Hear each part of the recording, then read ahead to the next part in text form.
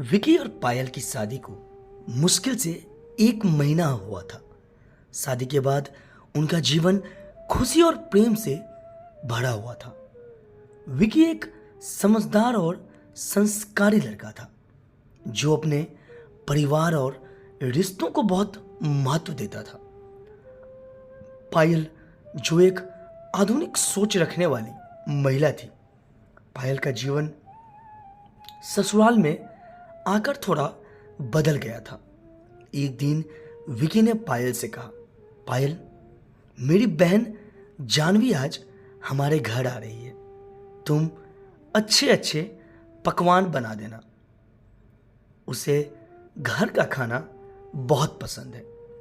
पायल ने यह सुनते ही चिढ़कर जवाब दिया, क्या शादी को अभी 1 महीने भी नहीं हुआ है और तुम्हारी बहन यहां पेट पोसने आ रही है? क्या उसके ससुराल में खाना नहीं मिलता? मैं तो ये सब बर्दाश्त नहीं करूंगी। विकी को पायल की बात सुनकर बहुत ठेस पहुंची। उसने सोचा कि पायल तो उसकी जीवन संगिनी है, परंतु वह इतनी कटुता से कैसे बोल सकती है? जानवी उसकी बहन थी जिसने विकी की हर कठिन समय में मदद की थी। आज जब वह कुछ दिनों के लिए अपने भाई के घर आ रही थी तो पायल यह प्रतिक्रिया उसे अंदर तक आहत कर गई। उसने पायल से शांत स्वर में पूछा, पायल, यह तुम्हारी नई गृहस्थी है। यह घर केवल मेरा नहीं, तुम्हारा भी है। परिवार के रिश्तों की डोर को मजबूत बनाना हम दोनों का काम है। पायल ने गुस्से में तुनकते हुए कहा, तुम्हारी बहन को मैं संभालने नहीं आई हूं। अगर उसे इतना ही प्यार है तो अपने ससुराल को क्यों नहीं संभाल सकती? हर दूसरे दिन कोई ना कोई रिश्तेदार आ जाता है और मुझे सबकी सेवा करनी पड़ती है। दोपहर के समय जानवी घर आई।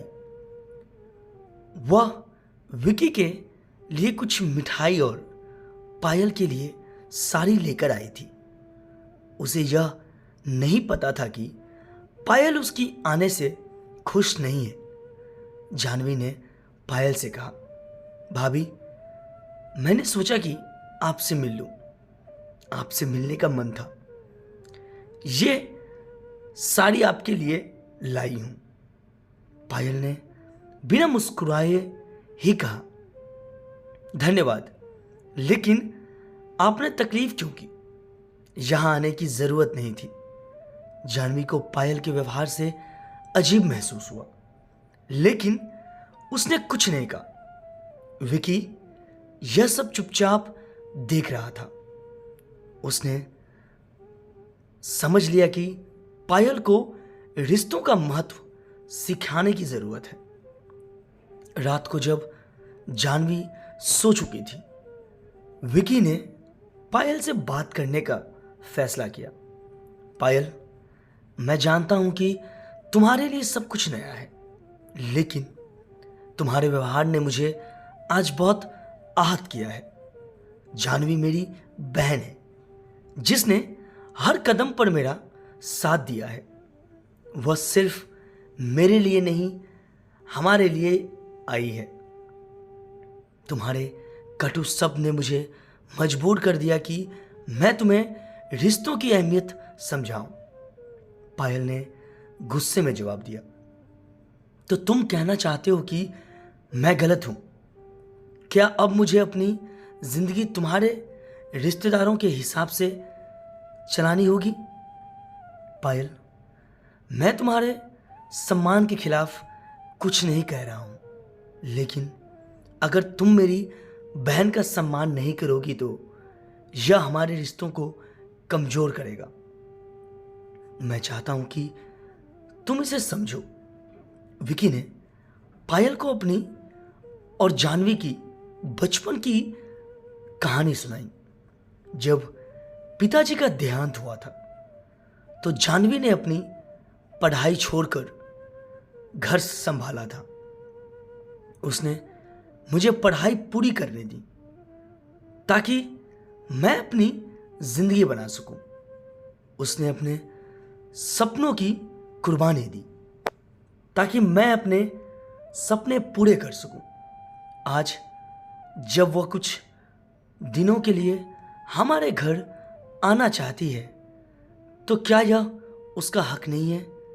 यह सुनकर पायल थोड़ी शांत हुई, लेकिन उसने कोई जवाब नहीं दिया।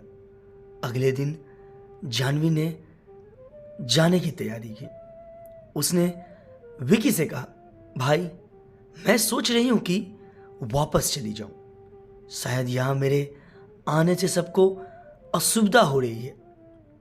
विकी ने उसे रोकते हुए कहा, जानवी तुम कहीं नहीं जाओगी, यह घर तुम्हारा भी है। पायल यह सब सुन रही थी। उसे एहसास हुआ कि वह अपनी बातों से दूसरों को कितना आहत कर चुकी है। उसने मन ही मन सोचा, क्या मैंने जरूरत से ज्यादा कठोरता दिखाई? जानवी दीदी तो इतनी सरल और मृदुभाषी है। मैंने उनके साथ सही व्यवहार नहीं किया। उस शाम पायल ने जानवी के लिए खुद हाथ से खाना बनाया और उससे माफी मांगी। दीदी मुझे माफ कर दीजिए, मैंने जो कुछ भी कहा वह मेरे अहंकार और नई जिम्मेदारियों के दबाव के कारण था। आप हमारे घर की सदस्य हैं और मुझे रिश्तों की अहमियत समझनी चाहिए थी। जानवी ने मुस्कुराते हुए कहा, भाभी आपसे नाराज होने का कोई सवाल ही नहीं उठता। परिवार में छोटी मोटी बातों को भूला देना चाहिए। पायल ने उस दिन से अपने व्यवहार में बदलाव किया। उसने रिश्तों को गहराई से समझने की कोशिश की। विकी ने देखा कि पायल अब हर किसी के साथ विनम्रता और आदर से पेश आती है। यह घटना पायल के लिए एक सबक बन गई, जिसने उसे रिश्तों का महत्व सिखाया। उसने समझाया कि परिवार केवल खून का रिश्ता नहीं होता, बल्कि यह प्रेम, आदर और एक दूसरे की भावनाओं की कद्र से बनता है।